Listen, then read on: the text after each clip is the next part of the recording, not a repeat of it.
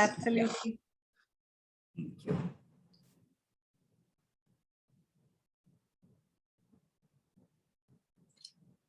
So welcome to everybody. And for those who have been here with us early in the morning, we've had a very engaging session on concepts and skill building.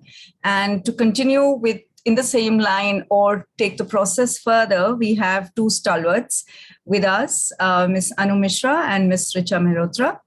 I'll just introduce both of them. It gives me great pleasure to introduce both, but a special pleasure to introduce Ms. Anu Mishra. She's from my school and from my college, and I've had a long association with her. Anu has been working for the past 23 years, and she's been teaching history, English, global politics, TOK, and across all leading schools such as Oberoi's International, Dhirubhai Ambani, and the Delhi Public School. She has diverse experience of being a teacher, leader, and an examiner across different boards such as the IBDP, MYP, IGCSE, ICSE, and the CBSE. Having studied in some of the premier colleges of the country, Ms. Anu always excelled at academics, and I can vouch for that, and encouraged her students to do the same. She's also a published author. Over the years, she has garnered administrative and leadership experience in leading schools of the country in both academic and pastoral capabilities. Anu, it is my pride and privilege to have you here. And I'm really, really, really happy to be welcoming you. Thank you very much, Aparajita. I move on to welcoming Ms. Richa Mehrotra. Richa is an IB MYP coordinator at Oak Ridge International School. She is a facilitator of individuals and societies and a certified Big History Projects facilitator. She has been part of the IB Individuals and Societies curriculum and IB unit planning review team. With more than 5 years experience as an IB coordinator, she has implemented the middle years program in various schools. She has been part of the various phases of MYP journey, which includes consulting, authorization, and evaluation. Extremely happy to have you here with us, Richa. And as I said already, two stalwarts leading us through. So over to you. I'll put you on the spotlight. Thank you so much. Thank you, Aparajita.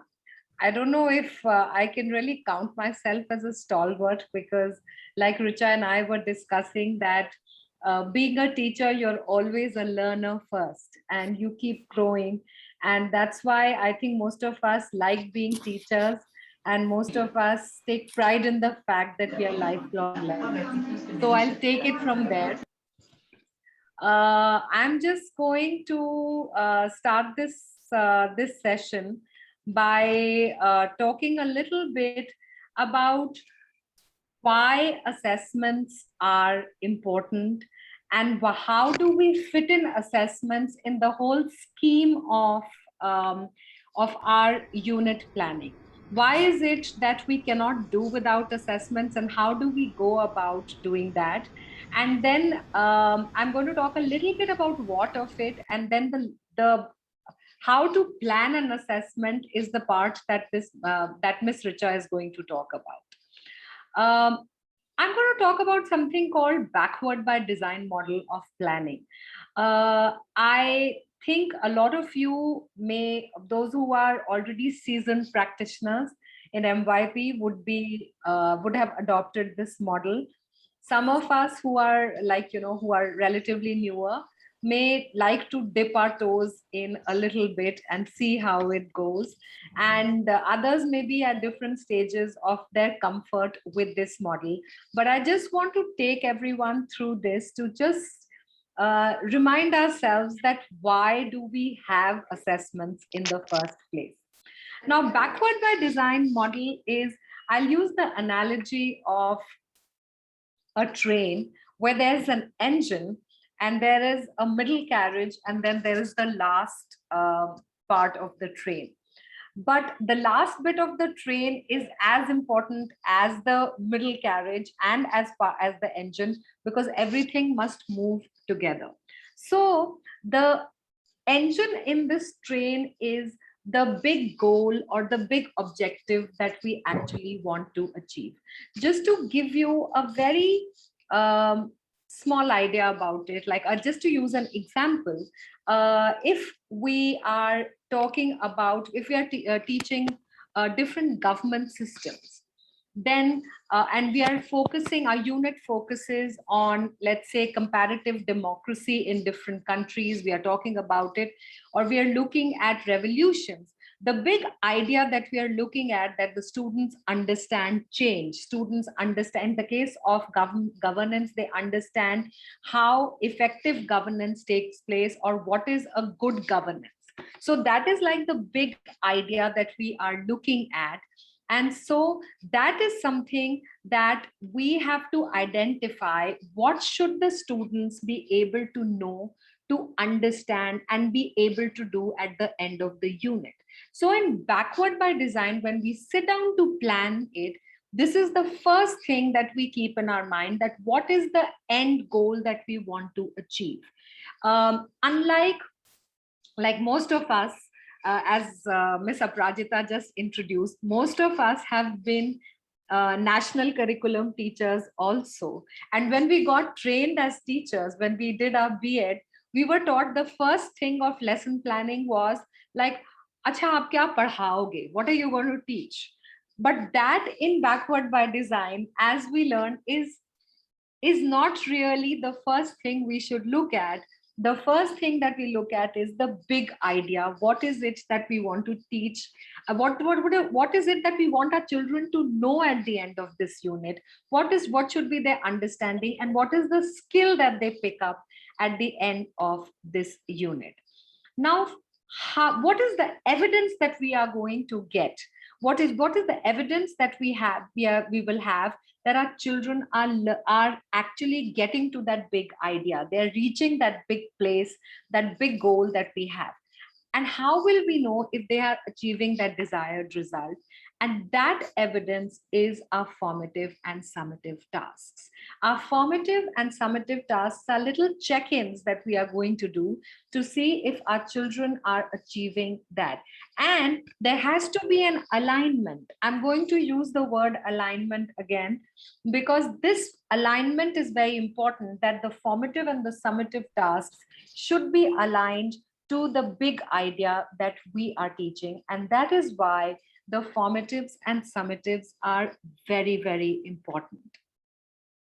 The third stage of that, of backward by design, is that what is going to be the learning experience of the children. This is where we started with in our B.Ed, where we started in our teaching degree. This is where that comes in. But this is the part that has to be planned, actually the last, where we say, what is going to be the learning? What are the activities that will keep them engaged? What are the materials and resources that they're going to use for this? Because they have to reach that big idea. That big idea is where the children have to reach ultimately. And our formatives and our summatives are going to be the check-in for that. They should be able to problem solve in their formatives, in their summatives. And for that, what is the learning experience that they need? What are the materials and the useful and the resources that are going to be useful for them? So I'm going to use the word alignment again, where these should be aligned. All three should be aligned. The big idea, our evidences, and the assessments, everything should be aligned here. So basically, we need to keep in mind, what is the final outcome? What is the big idea? I love using these two pictures side by side, because it really is a reminder of what we are trying to do in today's world. The black and white picture, as you see it, it's a picture of the schools in early 20th century Europe. And the second picture that you see of children working could be any of our schools. It could be any of the international schools all over the world. And in the first picture, we see that everybody is sitting in a very regimented way, working. Everybody's doing the same kind of tasks, where the purpose, the big idea was to create workers who would toe the line. The purpose was to have a big cohort of people who would follow ideas, would produce identical goods in factories, would make identical stuff. Whereas in the second picture, the big idea that is there is problem solving, critical thinking. These are skills, hands-on experience, creating new stuff. So this is like the purpose of education today. And that is why it needs to be aligned with the kind of tasks that we set out for our children. So the kind of assessments that we make. Now, what you see here is a very simple worksheet that you see that all of us have created similar worksheets at some stage of our teaching, and we may do it even now. But I just want you to stop for a moment and think that in my unit, if my planning, if I am looking at the skill that I want to give to the children is higher order thinking skills, then why is it important that I do not create these worksheets for the skill because they are not aligned? I'm not rubbishing this worksheet. Vocabulary and terminology is also very, very important, but it's not a part of the critical thinking skill or the higher order thinking skills. If that is my end goal, then creating a simple vocabulary worksheet is not going to give me the same result, and my evidence is going to be poor, and it is not going to be aligned with what my final goal is. So that is why it is important that I keep in mind that my thinking, my skills are aligned with the worksheet and the tasks that I set out for the children, and vice versa. So evidence, I mean, it's important to get that evidence. So it has to be aligned, like I said.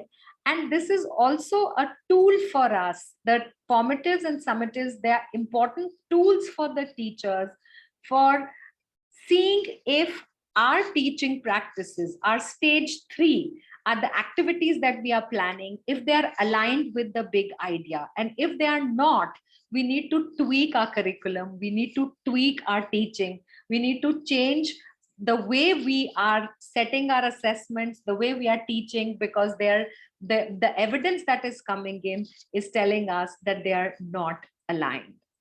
If there are any questions about this, I'd be very happy to answer that. If there's anything, please ask me. Otherwise, I'll pass it Ma'am, on. I have a question. Yeah, sure, please. In setting up that big idea, to what extent do students contribute?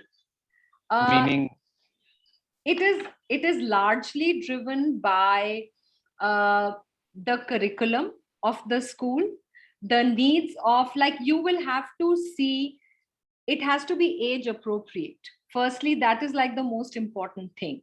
If you cannot teach, like, for example, if you are teaching change, or if you are teaching, let's say, sustainability, then how you are choosing that at grade 6 will be different than what you are teaching at grade 10. So the student needs are very important. You will have to keep the age group and the needs in mind. The needs of a student in, let's say, a school that is in a small town or in an open place where they can have more, like, sustainability may have a different meaning than a school in, let's say, in Delhi or in Mumbai. Like, sustainability for us in Mumbai is very different. Like, everybody is looking at metro construction around, and the navigation on the roads, and students ask questions about how can we have a transport system that's more sustainable. But in a smaller city, it may have to do more with development. It may have different kind of development, different kind of, optimum usage of resources. It may be different. You'll have to it'll depend on student needs, will differ from age group to geography. Have I been able to answer your question? yes, ma'am. Yes, ma'am. And from what I gather, we need to set up that environment for students to be able to gather, collect their thoughts and start with their inquiry, right? Absolutely. Depending on the context. Absolutely. All right. Thank you, ma'am. Thank you so You're much. welcome. You're welcome. Any other question? I'll just please add go ahead. on to what Anu has explained.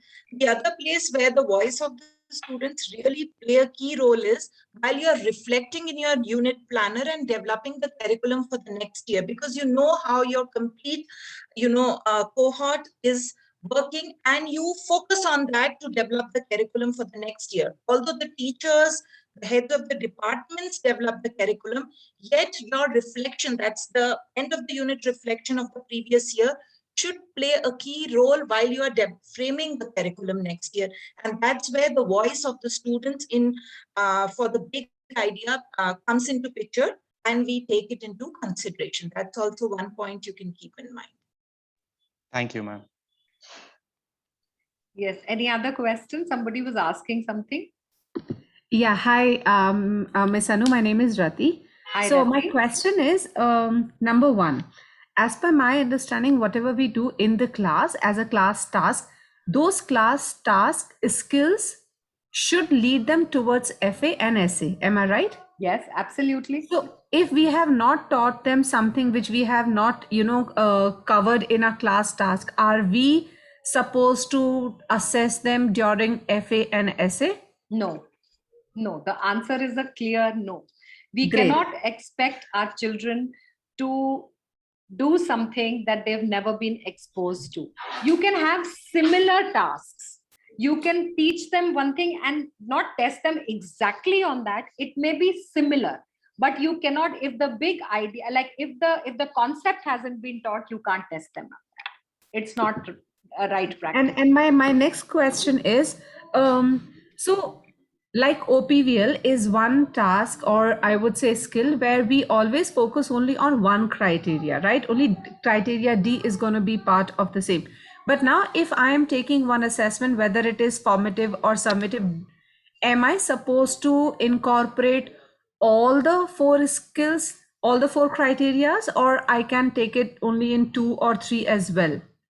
No, you are not. I'm actually new in MYP, so I just want to clarify my doubts. So this is a question, of course, that Ms. Richa will clarify when she moves ahead. But just to let you know, you don't have to test all 4 criteria in every unit that you teach. Okay, let me reframe what you're saying. So what you're saying is each and every unit shouldn't have all 4 criterias. Am I right? So Mishra, if you don't mind, what I believe is that in the formative assessments, we could have 1 or 2 criteria, but in the summative, we need to assess them on all 4 criterions, isn't it? No. Not necessary? No, it's not necessary. No, it's not. So you can, Ms. Richa will clarify this further to you, but Okay. let me tell you, it's not necessary. Every term, like for example, most schools have semester system in the IB. Every term you should test all 4 criteria at least once, but please do not, and of course exceptions are there, like in the pandemic year, there's still an exception for that. But even otherwise, you're not in every unit, you cannot test. It's not correct to test all 4. Yeah, could you clarify further? And similarly, we need not assess them on all strands also, right? We could No. You have to No. pick your All strand. Yeah. You really have to Great, pick thank a. you. Okay, so I will now pass on the baton to Miss Richa. She will take you through the inquiry journey, and then Miss Richa and I are both here to clarify your doubts and answer your questions. Yeah, thank you for that, Miss Anu. And so I will probably, so Anu has very well brought together for us the alignment. And now this alignment, I'm going to take it forward into our inquiry journey and look at the various connections we need to make so that we fix the alignment in the right order. Because remember, whatever we are doing, if, for all those who are really new to IB, remember, in any of the IB, PYP, MYP or DP, the learner is at the center. Whatever you are doing, you're actually doing for the learner. And even when you're planning your unit, making, your assessment or any other aspect, you need to keep your learner in mind. So we are going to look at that even when we are designing our curriculum, even when we are looking at our subject group overviews and working on those aspects, it's so important to start looking at your assessment. You need to be thinking about your assessment at all these junctures in your journey if you really want to create a good, authentic assessment, which will eventually lead for you as a benchmark to test the learning of your learner, and also for your learner to realize the fact that the whole inquiry culminated with the summative assessment. So we are going to look at that what are the various components of the subject group overview and how there is a relationship between them for designing the summative assessment. Anu, can we move to the next slide, please?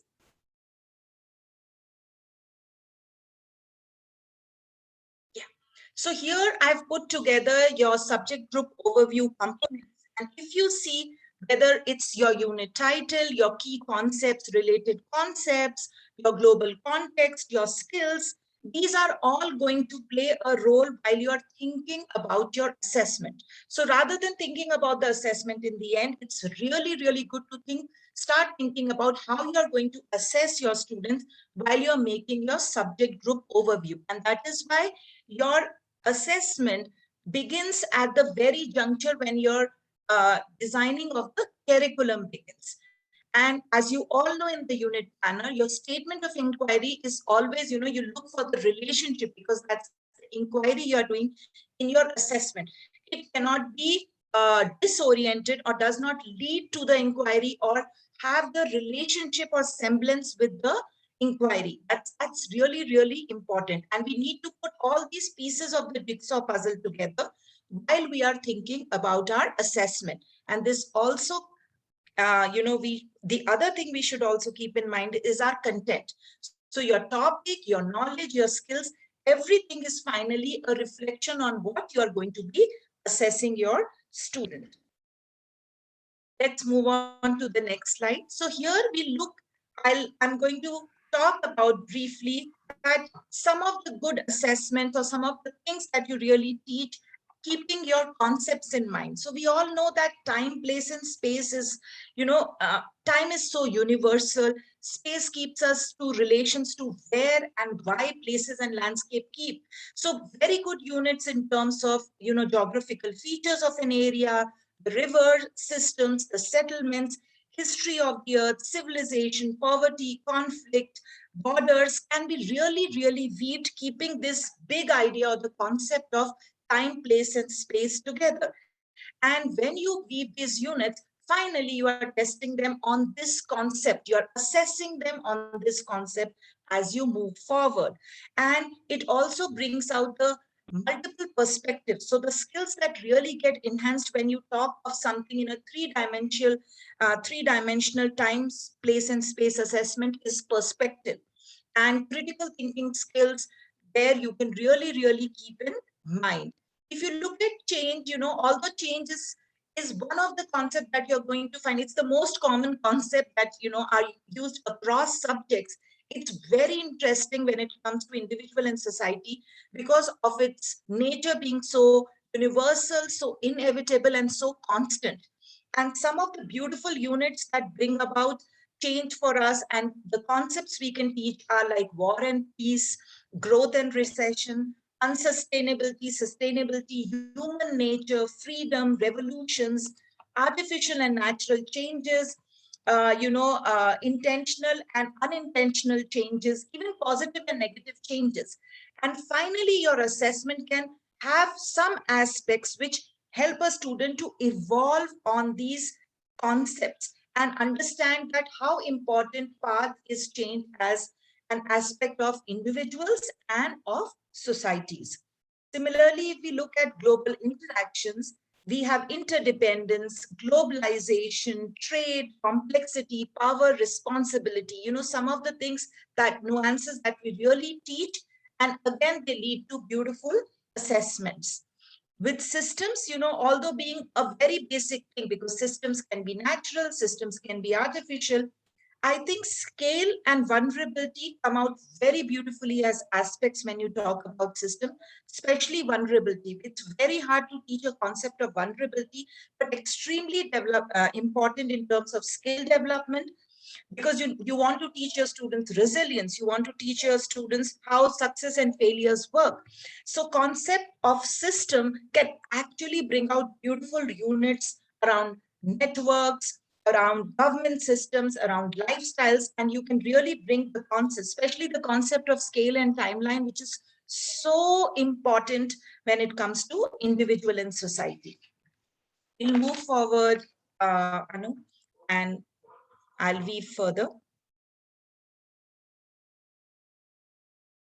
So at this juncture, I ask a question: why might considering summative assessment, really enhance your subject group overview? Any of you who would like to answer, thinking with us that, why are we really saying that think as early as possible about your assessments and they really enhance your subject group overview? Anybody who would like to share? And remember, no answer is the right answer. Just share. I'll try to answer the question, but I'm not sure whether I'm right or wrong, just like students. So maybe in summative tasks, we actually try to check whether whatever we targeted in the beginning as a big idea, whether we were able to bring that out in their understanding and knowledge along with the skills which we targeted. So a summative is basically a complete pack of our skill and the understanding and knowledge which we wanted to give them through our big idea. Absolutely. I think, yes, in between we put the benchmarks or, those little testers through our formative assessment. And finally, our summative assessment is the final, culmination of the unit where we see. And this kind of leads to the learning, and it also leads to the learning of the teacher. We enjoy the process ourselves when we start thinking at that level, where we are looking at the horizontal and vertical alignment of our curriculum. So we are not thinking of the summative assessment at the unit level, we're actually thinking at the level of the subject group overview. So anybody else who would like to share? Else I'll move forward. It's about setting some standards before planning the unit, that here is where we like our students to reach, and therefore also helps planning things backward. Maybe after formative assessments, when we see some learning gaps, we can perhaps include those changes in the planning of the overview, and finally make an appropriate summative assessment task. Absolutely, Shashidhar. I think, yes, it is very, very important. And also in between, somebody had asked a question about the criteria. If at the subject group overview level, you are really thinking about your assessment, as a mandatory requirement, we know that if it is a normal year, I'm not talking about these years which have been a little unconventional, it's an IB requirement that we should have tested all our criteria twice. So at this level, if we are able to put together, we can really ensure a good planning of our year ahead, where we are very clear when we are testing what, and we are able to satisfy the IB requirements also. So that is again something where it plays a key role. Mr. Chai, I have just one question. Yeah. As Miss Anu said that it is not compulsory that each and every unit should have all 4 criterias and all the strengths. Am I right? Yes, you are absolutely right that it is not compulsory that you should have. And in fact, if you would be doing that, it is extremely taxing for the learners to be able to comprehend and do so much, and also for you to make an assessment where you are just putting so much into the carousel. So remember, how would you really design an assessment where each and every strand and each and every criteria is being assessed? It's not very practical. So that is why, and typically in a year, you will have units which would be either 4 or 5 units. So you can put and make your units in such a way, looking at how your concepts are, what is the requirement of a unit, and then create an assessment, keeping in mind what criteria would be well tested and actually how you align. Like what Anu said, alignment and those connections play a key role. So that has to all sync together to make sense. And eventually, the only requirement is that you should have tested them twice in a year. Does that help? Yeah, thank you so much, Ms. Richa. Thank you. Also, if I may add, when you are testing them twice in a year, as Ms. Richa said, make sure that the strands are covered over the year. You cover all the strands over the year, but like Ms. Richa said, it's too taxing for the children and for the teachers who are setting the task if we try to just fit in everything together. We'll move to the next slide, Anu. All right, so coming to our 4 pillars of INS, right? And we all, know them. So how do they really, make things, and what are some of the good assessments you can have? So what I've seen over the period of time, and I'm sure Anu will agree with me, is knowing and understanding is something which is very transferable. It is the knowledge. So you kind of play with it in the different units. You have a lot of room to play with it, seeing where you want to keep knowing and understanding. However, we have investigation, which is our, unique objective in INS. It is also a very, very important objective, I would say, because it teaches research to students in no other way they can learn it so well. So for a teacher or for everybody who's kind of new, I would say you have to take it very sportingly. Many times I've seen, and with my new teachers also, they are, oh my God, criteria. So you have to say, wow, criteria B. If you change it that way, it really works. I've seen some beautiful assessments come through criteria B, which could have, essays, research papers, field work. You can, have web tests created, problem-based learning scenarios, even role play. And we all know in year 5, year 3 and year 5, we are actually asking students to formulate a research question. And this is very powerful in our, continuum, whether it is for personal project at M5 or extended essay in DP. This complete process works for the students, and very, very, very important. So criteria B, I feel, has a very good scope of creating beautiful assessments. Good examples are available on TRC and across, and I'm sure other learners will be able to share. Teaching your students methods to collect information, methods to record information is very important over here. So when you are framing a unit, make sure you are teaching them these aspects, because they are required as they learn. And also an understanding of the information sources, like your primary and the secondary resources. So this is some of the important things I wanted to highlight about criteria B. Coming to communicating is our versatile person, right? You can use communicating along with others so that you create a really, really nice assessment.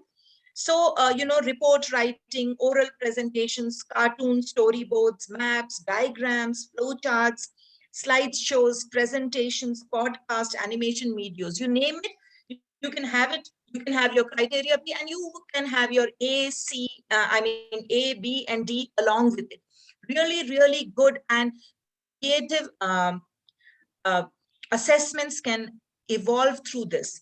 And keeping in mind with thinking critically, I would say, yes, OPVL plays a key role. So that again, has to be kind of taught before to the students, so they understand source analysis. Kind of goes hand in hand. You need to have, very well supported with criteria B and even with communicating, because you can have reflection. They analyze a source and they are able to present some kind of information as an inference from that source. So you can play with that strand along with the other criterias. Debates and arguments and essays, again, thinking critically can really, really bring out exceedingly good assessments. I'm sorry I'm not able to see the chat right now, but I'm sure me and Anu will answer all the question. I see it buzzing around. No, I'm trying to answer. Don't worry. Yes, yeah. They are getting addressed. Not to worry. Yeah, you carry on. Thank you so much, Aparajita and Anu. We'll move to making connections. So why I had given all this information is that never look at assessment as standalone. It's one of the pieces in the jigsaw puzzle, a very important piece, and you should start thinking about it well in advance. Also, when you are looking at your subject group overview, have a diversity, Have your, MYP1 and MYP2, 3 students play around, have a unit that ends probably with the summative that has role play, the other having an essay, the other probably having an animation, because you are also diversifying and testing their critical thinking and creative thinking skills, which go very hand in hand with INS. So that is why this is important, and we can have a very diversified platter. Coming to the next very important part that I'm going to quickly touch upon is that when you design an authentic assessment, the task-specific clarification over the years I've seen plays a very key role. And you cannot deny the value of that. What I've seen, teachers who have really mastered the skill are the ones who understand how to make the task-specific clarifications. And it's like your magic wand. The reason it's a magic wand is you are very clear how you're going to grade your students. You're very clear with your co-teacher, and your standardization and moderation are very well taken care. If your task-specific clarifications are clear, your student is very clear when do they get a 7 to 8 or when do they get a 5 to 6, because it is defined in the task-specific clarification. I would recommend all new teachers to pay very close attention and always try to make very detailed oriented task specific clarification, and it should have clarity. Scaffold it for your learners so that you do not leave them deconstructing the jargon, yet keep the details in mind. It really makes a lot of difference. Now, designing your assessment, I've put together a few things that really help and which you keep in mind. And we are going to follow this up with an activity which we all will do together. Your criteria and the strands on one side. What are the skills that your student must apply for this learning, which is very important for you? What content leads itself to demonstrating these skills? So remember, your skills and content, that is how they are aligned and they go hand in hand. What are the real world activities do people, to do that really demonstrate those skills? Because remember, the real life context plays such a key role, and it's such a differentiator for us from any other curriculum. Also, what evidence will suffice to demonstrate proficiency? This is where your task specific clarification come into picture. If my student has written to this level, if he's able to do this much and has written this is my exemplar, this is my 7 to 8. If he misses these things, this is where he stands. So you should be very clear as to what you are looking in the assessment.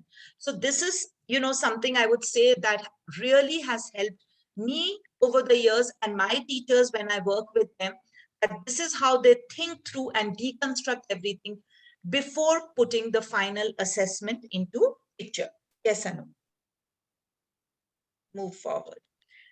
I'm sure you all know the GRASP model. I'm just bringing it into picture because it helps. Over the period of years, what I've seen is it just gets internalized and we are able to make a very good assessment. Ms. Richa, I'm so sorry cutting you right here, but at a very opportune time, you brought in GRASP. There was a question on it right there in the chat.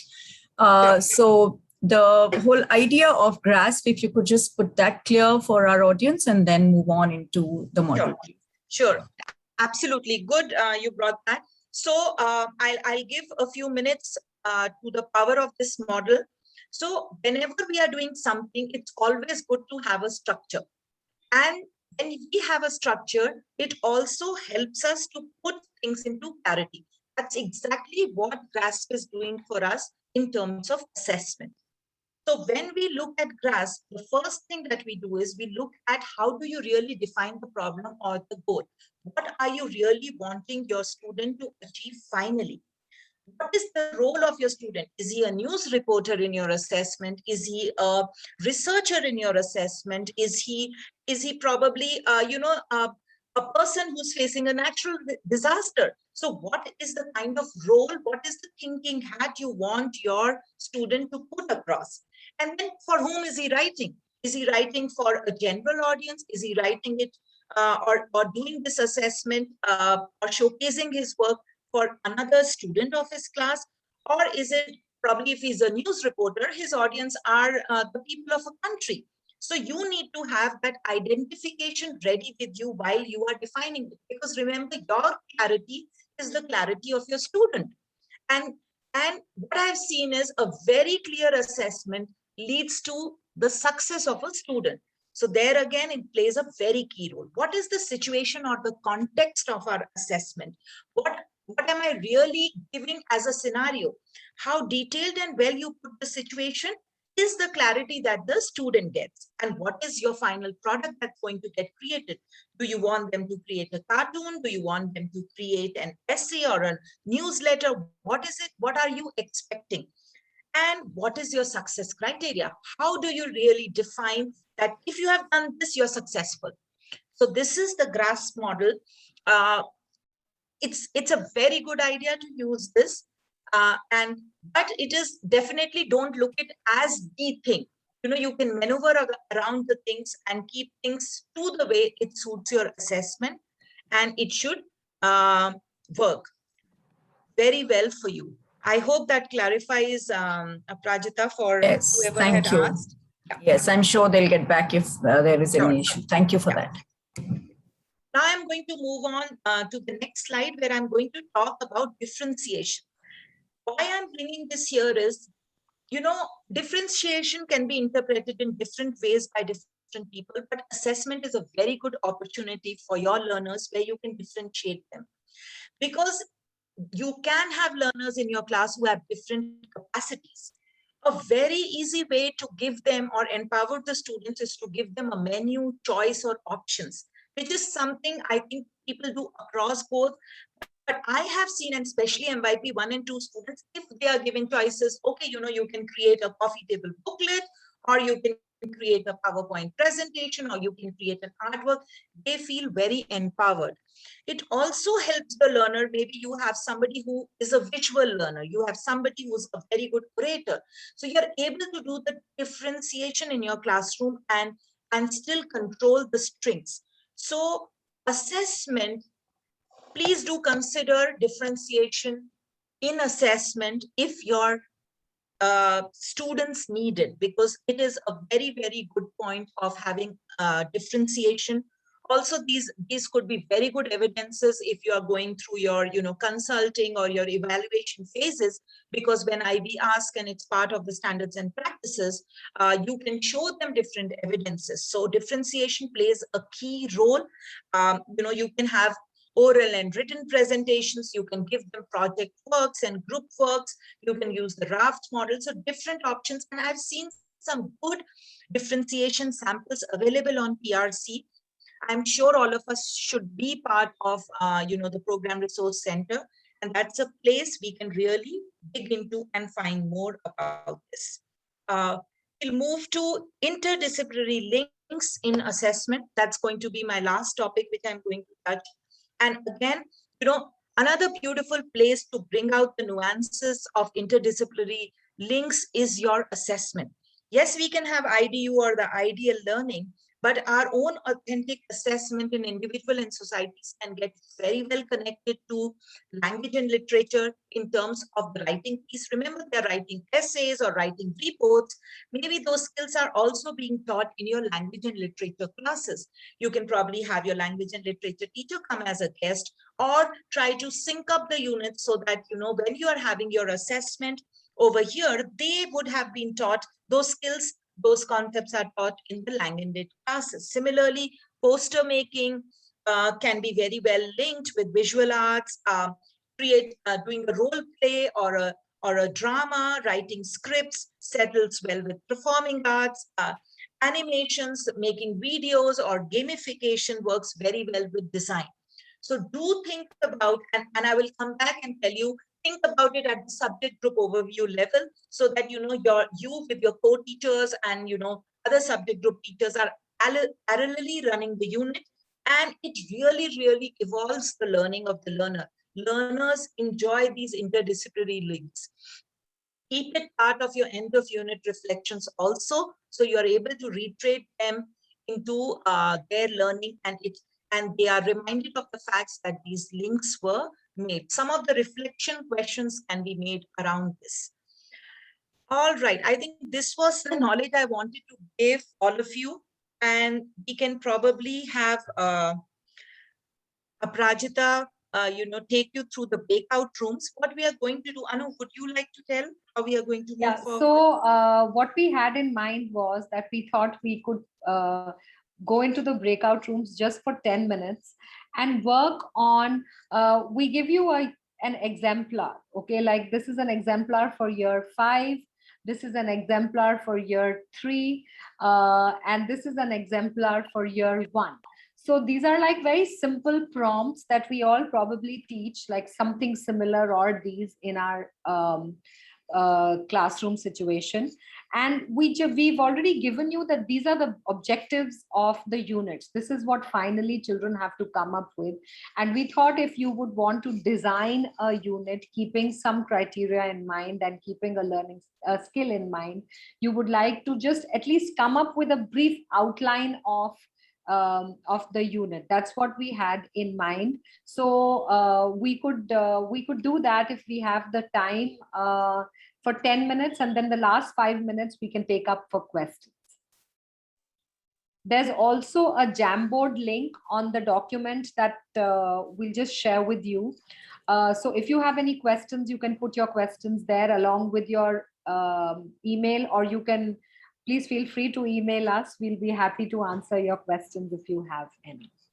So the rooms are all open now. People will be automatically assigned.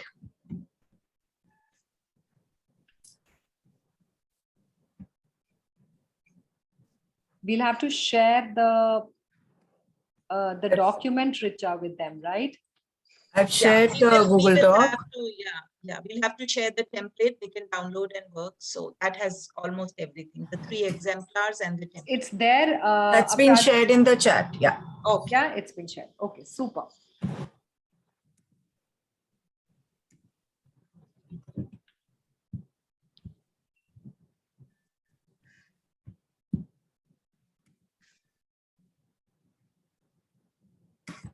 So maybe we can broadcast a message that's the link that one has to go to. Yeah.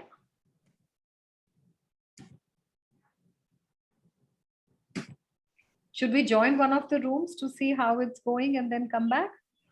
Sure. Yeah. Okay. Should I put you in a room? Have I assigned you a room? Yeah, it's telling me to join a room 5. I don't mind going in and just seeing what's happening. And yeah, sure.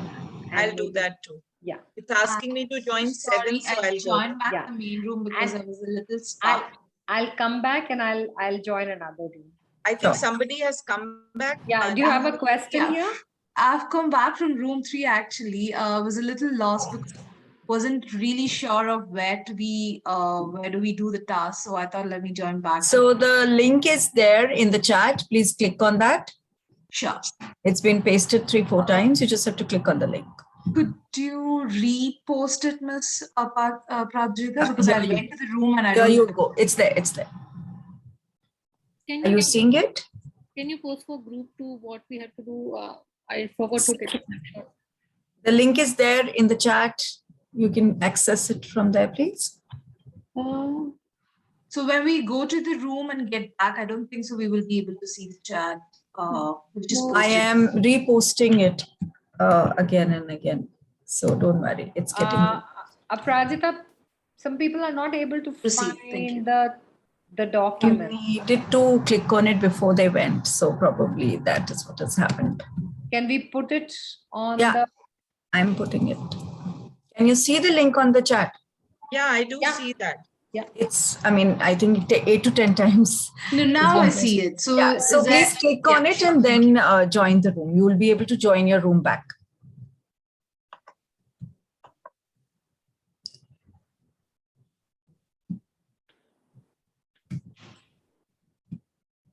I'll keep reposting so that people don't have a problem. They can see it. Actually, let me go and ask if they got it or not. Yeah, sure.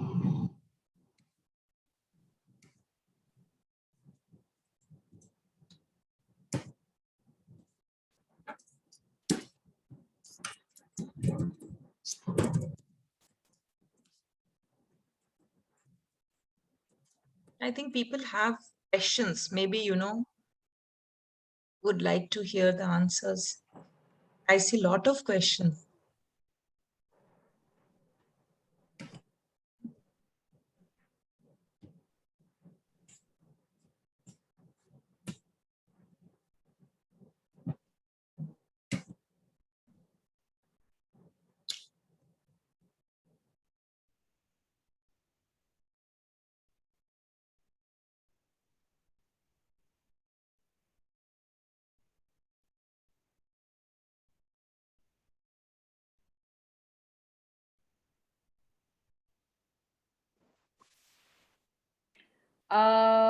It's not working, Aprajita. They are unable to access it. Why? That's an editable link that you've sent. Yeah, no, they said they cannot access the link, like they cannot see the link only. I think if we close the rooms and if people are there like back, it's better that we take up questions because that will be more meaningful. That's what I think. All right. I'll just close all the rooms.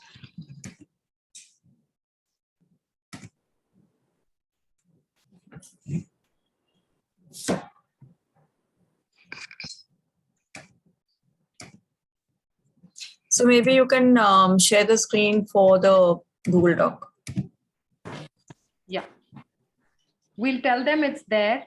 The docs will be shared with everyone, right? Yeah. The participants, we'll tell them.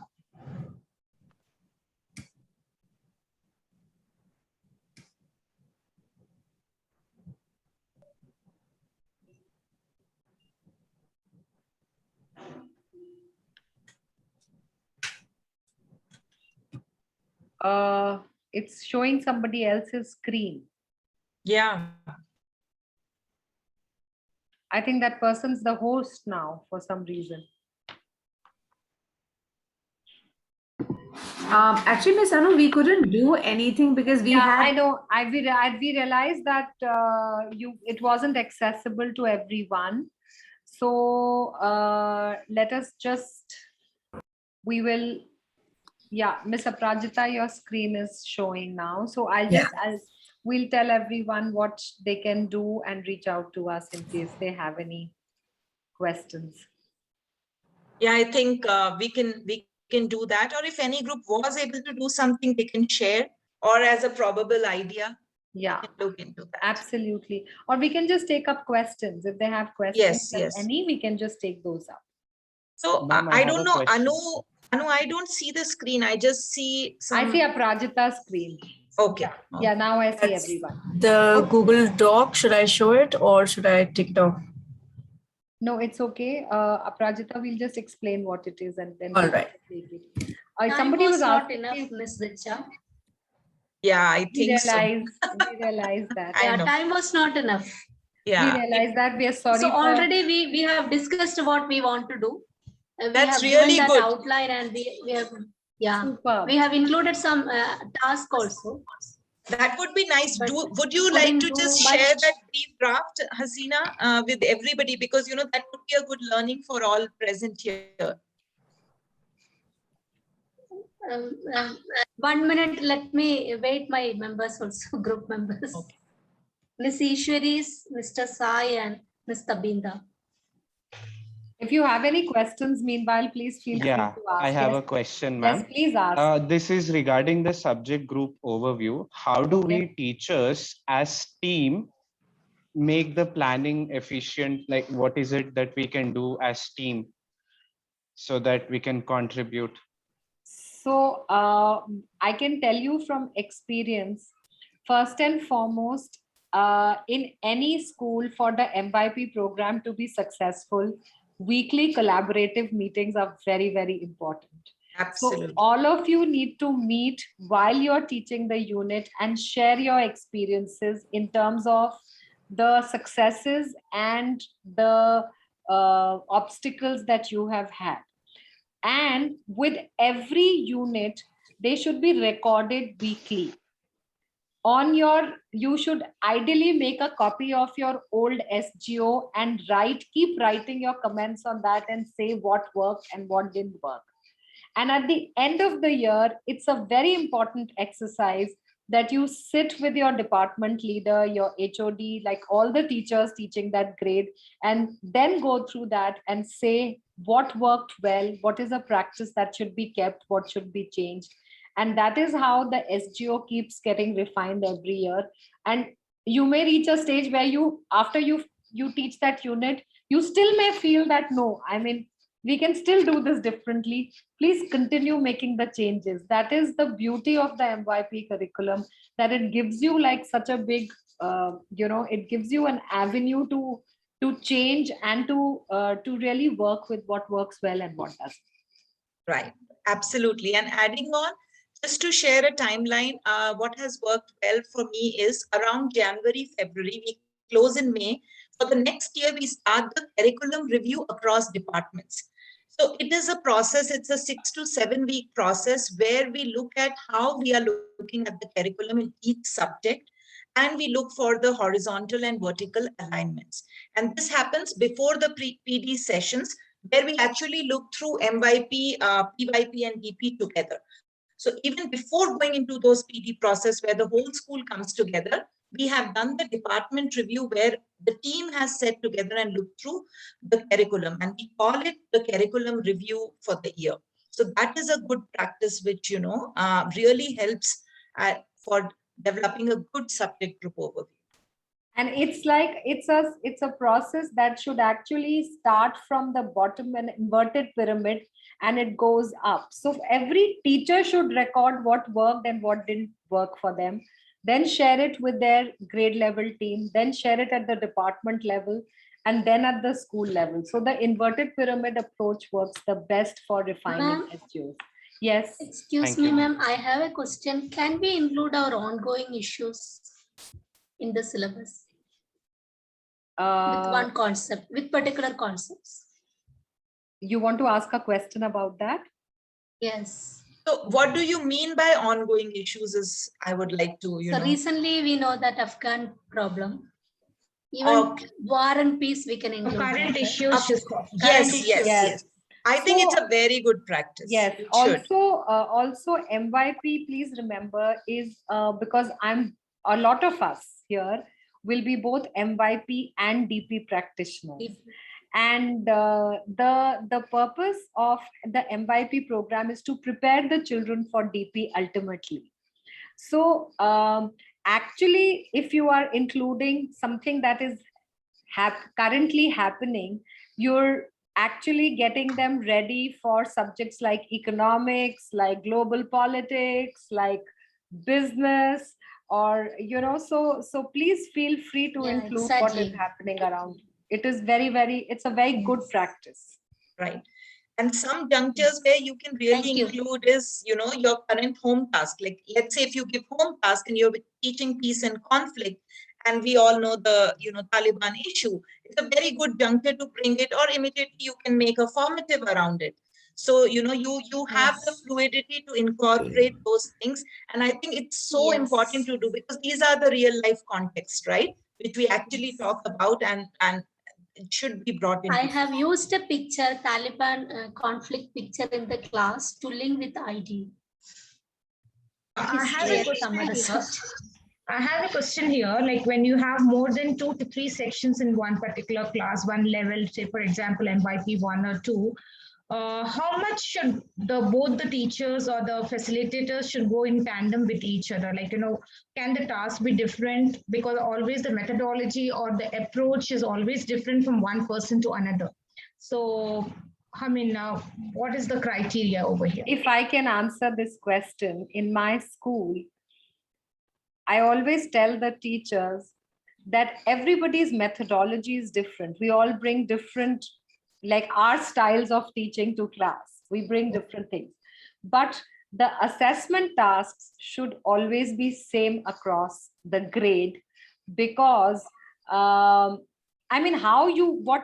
it's a communication, it's based on the strand, say communication. Children can always choose whether they want to do a podcast, they want to do a vlog, they want to make a presentation. That choice is between the teacher and the students to give. But otherwise, the task by and large should be the same, because every child, even though they are being taught by different teachers, ultimately we are collecting the same evidence for the larger goal.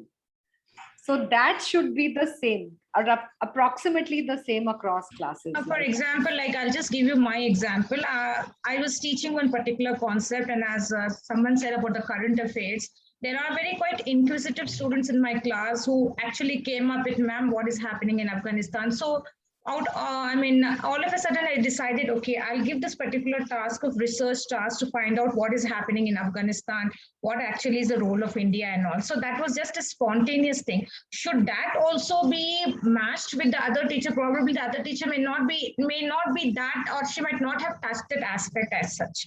But you are not, it's a learning experience. It's not an assessment, right? You're not marking the child on that. Okay. It's a learning experience. That's your methodology. Okay. Everything doesn't have to be taught like, that this is a learning. This is the learning experience of the child. It's not an assessment. Everything doesn't have to be taught like teacher taught. There are things in MYP where children take the lead. You put the onus on the children to learn. Okay. And also, I would say that when you've done something like this, it's a very good practice, and I'm sure you would be collaborating not just at MYP level, but at department level. You should be sharing it with your other teachers, telling them that, hey, I've done that. Would you like to take it forward in your class? Because like what Anu said, I think it's very important that the assessment, finally your summative assessment, in fact, your unit planner. So you cannot be teaching one concept in one grade, section and another concept in another. Your unit is similar. That's why you have a roadmap, which is your unit planner. Right? How you are taking that authenticity a teacher brings, but collaboration and working together is important. And I think that's the beauty of IB. So as much as possible, take it together. I have seen grade levels being successful and collaboration, where the collaboration is very good. So the power of collaboration is very important, and do collaborate and share. IB is all about collaborating and sharing. So do that. I know there's so much more that we can learn from each other, and the learning never actually stops. But I have to stop this session today for the paucity of time. I've been really, really lucky to be moderating the two of you and listening in to such wonderful conversations. Both the sessions for INS have been very, very invigorating. That goes to show what a committed team and set of people we are teaching INS. So kudos to all of us there. If I can just have everyone's cameras on for 1 minute, I'm going to place you in a very interesting immersive setup so that we can click a good picture. We can take back some memories from here. And that's where we are. So keep joining in the classroom. Can you all see your immersive setups? Yeah, this is good. Great. Good to see everybody joining in the classroom. Okay, good one. If anyone else is coming, great. Otherwise, we are good to go today. Thank you all. It's been lovely. And thank you very much. Thank you. It's been a pleasure. And Ms. Richa and I have put our emails in the chat. If you have any questions that you feel that we can help you out with, please feel free to write to us. Thank you. Absolutely. Thank you so much. This was so good. Yeah. And you all will get the videos and the resources as soon as is possible. I'm sure Ms. Anu and Ms. Richa do not have a problem with sharing the resources and the videos of the session. Not at all. Yeah. In fact, we have put certain resources. There's a very good document on assessment and, some just, why IB education, just so that it's thought-provoking. And I request all of you to go through these things. If anybody makes the template and assessment, please email us, or with your questions, we'll be more than happy to help. Thank you. Thank you all. I'll end the session now. Thank you. Thank you, Aparajita. You were such a great moderator. Thank you. Wonderful.